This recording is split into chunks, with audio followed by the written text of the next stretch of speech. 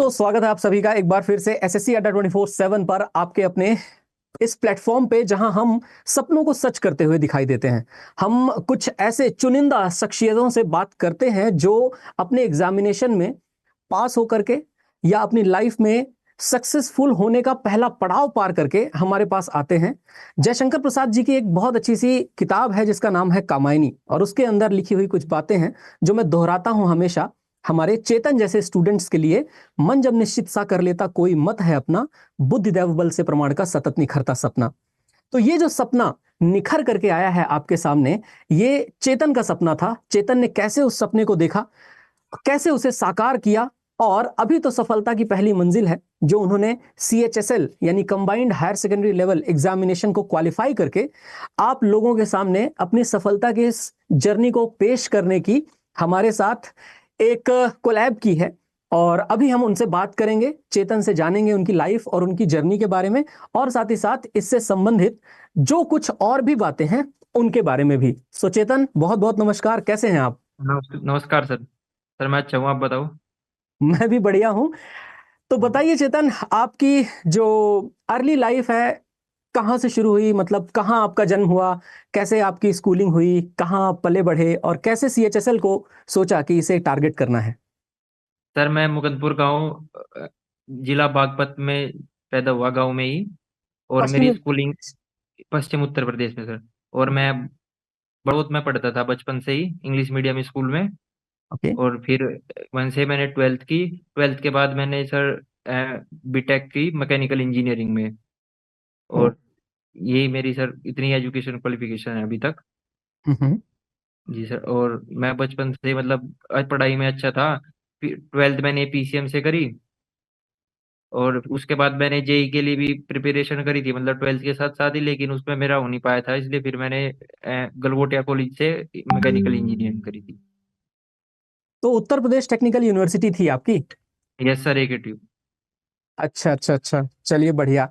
वैसे एक खास बात है, मैं हमेशा कहता हूं हमारे स्टूडेंट्स से कि जो हमारे टेक्निकल स्टूडेंट्स होते हैं, जो लोग फिजिक्स केमिस्ट्री मैथमेटिक्स के बाद अक्सर कोई ऐसी डॉक्टरी की पढ़ाई करते हैं या इंजीनियरिंग की पढ़ाई करते हैं, अक्सर इन स्टूडेंट्स का अप्रोच सब्जेक्ट को लेकर के थोड़ा चेंज हो जाता है।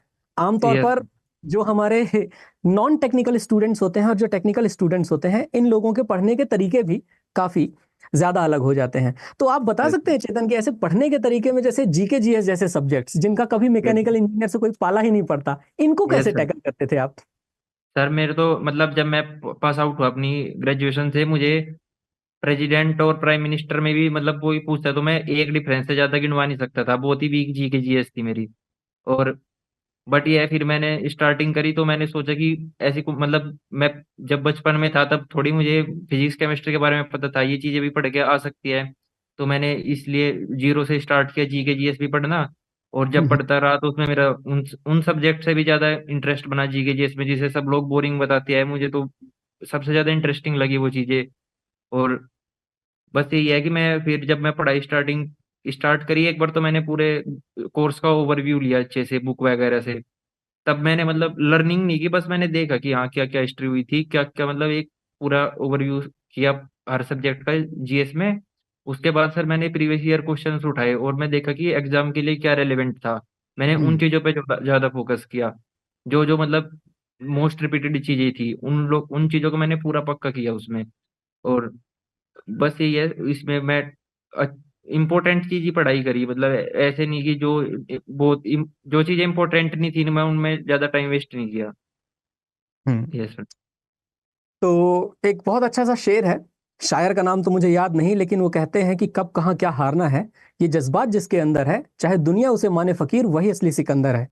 हम लोगों को पढ़ाई करते समय हमेशा अपने आप को उसमें झोंक नहीं देना, हमें यह भी पता होना चाहिए कि क्या नहीं पढ़ना है। और इसका सबसे बढ़िया आइडिया लगता है, जहां से चेतन ने बताया, प्रीवियस ईयर क्वेश्चन से। किसी भी एग्जामिनेशन में, जो कि CHSL हो, CGL हो, CPO हो, इन एग्जामिनेशन के प्रीवियस ईयर क्वेश्चंस को देखते ही हमें यह पता चल जाता है कि इस एग्जाम का लेवल आने वाले वर्षों में क्या होने वाला है।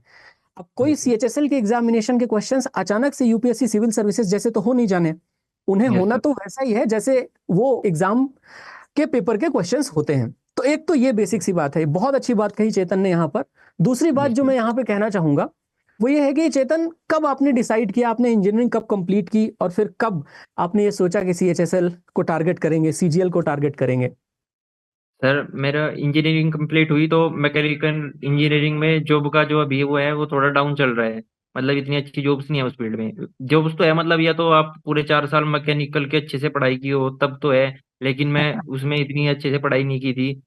तो अब कुछ ना कुछ तो करना ही था। फिर मैंने डिफरेंट डिफरेंट चीज़ों के कोर्सेज देखे, उनके टेस्ट देखे कि भाई मैं किस में अच्छा कर सकता हूँ। मैं एलएलबी वगैरह करने की सोची, कैट का एग्जाम देने की सोची, सीजीएल यूपीएससी में हर चीज के क्वेश्चन पेपर देखे कि मेरे लिए क्या सूटेबल है। तो फिर मुझे सीजीएल ज्यादा सूटेबल लगा क्योंकि मेरे उसमें अच्छी कमांड थी, मैथ्स वगैरह मेरा अच्छा था पहले से ही। और हम्म। मैथ रीजनिंग, मैथ अच्छा है तो रीजनिंग भी अच्छी थी। तो और इंग्लिश मीडियम में मैं पढ़ा हूँ तो इंग्लिश में भी ज्यादा दिक्कत नहीं थी। तो मुझे बस जीके जीएस का पोर्शन थोड़ा सही करना था और उनके प्रीवियस ईयर की प्रैक्टिस कर लेता तो मुझे लग रहा था कि मैं कर लूंगा।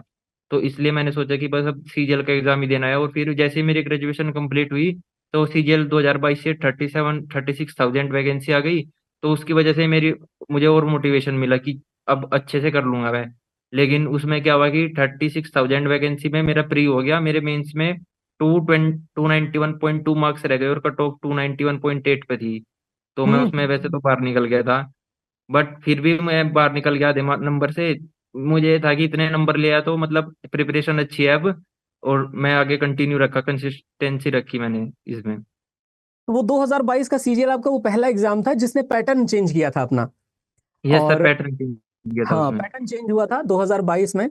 मुझे याद है कि जब मैं सीजीएल की क्लासेस ले रहा था उस समय पर चेंज्ड पैटर्न के हिसाब से मेंस में भी जीके जीएस को इंट्रोड्यूस किया गया था, और उसका भी यस सर। अच्छा खासा वेटेज रखा गया, और कंप्यूटर को एक कंपलसरी सब्जेक्ट और एक तरीके से क्वालिफाइंग के रूप में रखा गया था मेंस के यस अंदर, सर। टीयर 2 यस में। सर। Yes sir. चलिए, ये तो बहुत बढ़िया बात हुई। तो आपकी अर्ली लाइफ, जैसे आपके फैमिली में कौन थे जो आपको मोटिवेट करते थे इस पढ़ाई करने के लिए? और वैसे इंजीनियरिंग के बाद जब आप समय लेते हो कि आपको पढ़ाई करनी है, तो आमतौर पर फैमिली का भी प्रेशर आ जाता है ना, कि ये चलो अब तो पढ़ाई कर ली, इंजीनियरिंग कर ली, अब तो इंजीनियर बन जाओ, नौकरी कर लो। तो यस ऐसा सर। कुछ होता था? सर मेरी, एक मिनट रुको सर, किसी को लाई। सर मेरी बेटी है और हमारे घर में मतलब सब है, ताऊ जी, ताई जी, मम्मी पापा, बाबा दादी सब है टू जेड। तो हम्म। मतलब बड़ी फैमिली रहती है तो सबको ये लगता है कि अब ग्रेजुएशन होगी तो अब जो भी करेगा बंदा।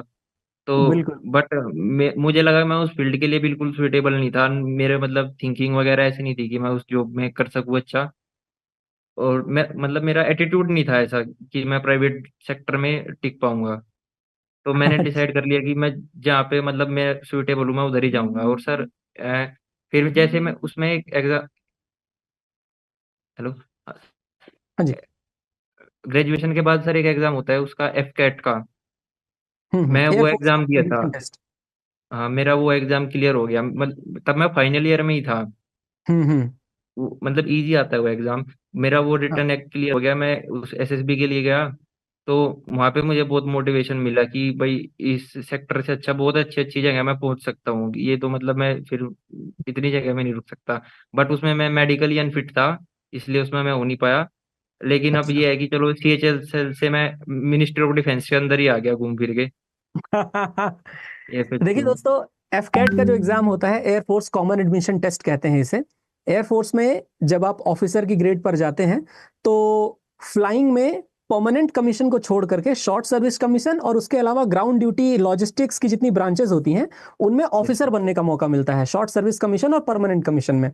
तो ये यस एग्जामिनेशन वैसे सीडीएस के इक्विवेलेंट ही एग्जाम होता है, पर सीडीएस के इक्विवेलेंट एफकेट एग्जाम के अंदर से जब आप एयरफोर्स में जा सकते हैं सिर्फ, ऐसे ही नेवी के लिए आईएनएट एक एग्जाम होता है, और सीडीएस तो कंबाइंड डिफेंस सर्विसेज के लिए होता है। तो वो एग्जाम इन्होंने सबसे पहले क्वालिफाई किया था, और फिर यस उसके बाद इनको मोटिवेशन मिला कि हम सेंट्रल गवर्नमेंट में ऑफिसर बन के मानेंगे, है ना? यस। तो चेतन, क्या लगता है आपके ये अभी जर्नी का पहला पड़ाव है, या अभी इसके बाद तैयारी छोड़ देनी है, अभी तो करनी है ना आगे? यस सर, अभी तो स्टार्टिंग ही की है। अभी तो काफी कुछ करना है। मतलब इस बार सीएचएसएल का वैसे मुझे था नहीं कि मैं कर पाऊंगा, वैकेंसी बहुत कम आई थी, 1200 वैकेंसी थी।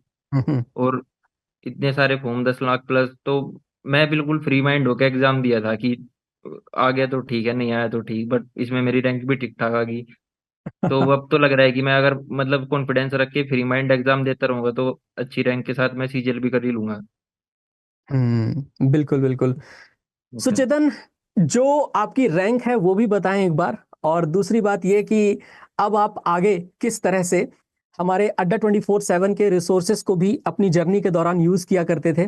कोई टेस्ट सीरीज जो आपने हमारे यहाँ से अटेम्प्ट की हो, कोई बुक्स जो आपने हमारे यहाँ से पढ़ाई की हो, इनके बारे में अच्छा भी बताइए कि इन्होंने कैसे आपके प्रिपरेशन में मदद की, और अब आप आगे कौन से एग्जाम की प्रिपरेशन करेंगे। सर, मेरी 101 रैंक आई है इसमें CHSL से। और मैं वहाँ पे एक टेस्ट सीरीज ली थी अड्डा 24/7 की। हम्म। और ये नोटिफिकेशन वगैरह मैं सब ये अड्डा 24/7 से ही देखता था कि किस में क्या क्या क्वालिफिकेशंस है, कलर ब्लाइंड वगैरह मैं सब यहाँ से ही रिसोर्सेज, मतलब जो नोटिफिकेशन है एक्सप्लेनेशन आता है वो सब मैं इधर से ही देखा। अच्छा। और फिर मैंने इससे वहां से मुझे पता चला कि एक टेस्ट सीरीज है ऐसे ऐसे, उसमें सब चीजों की टेस्ट सीरीज है, CGL की, CPO की, CHSL हम्म की। तो मैं हर हर उसके एग्जाम में ये नहीं किया कि एग्जाम की टेस्ट देता रहा, हर हर उसके टेस्ट दिए जो भी SSC के अंडर था। और हम्म मैं टेस्ट टेस्ट मतलब मैं मेंस वगैरह प्रीवियस ईयर वो सब की प्रैक्टिस करता रहा। और फिर मैं बुक ली थी, एक एस बुक आती है आप ही हम्म। की अड्डा 24/7 की। उससे मैंने प्रैक्टिस करी, उससे मैंने बेसिक कॉन्सेप्ट क्लियर करे। बुक मतलब मेरा थोड़ा सा बुक में पढ़ने में ज्यादा इंटरेस्ट रहता है, वो पढ़ी हाँ, मैंने। बिल्कुल। सो चेतन कंटेंट में काफी मदद लेते थे। अड्डा 24/7 पब्लिकेशन के जो एस बुक्स हैं वो आपके एग्जाम रेलेवेंट हैं, और काफी उसके अंदर जो मटेरियल है वो रिफाइन करके हम लोगों ने रखा हुआ है। उस कंटेंट को एक तो कंटेंट टीम वेरीफाई करती है, और फिर दूसरा फैकल्टी भी उसे वेरीफाई करते हैं। तो ये आपके रिसोर्स के रूप में बहुत ज्यादा इंपॉर्टेंट हो जाता है एग्जाम को क्वालिफाई करने के लिए। बिल्कुल। पर चेतन, अब जब आपका सिलेक्शन हो गया है तो कब आपकी ज्वाइनिंग आएगी, और उसके बाद फिर अब आप कौन से एग्जाम को टारगेट करेंगे।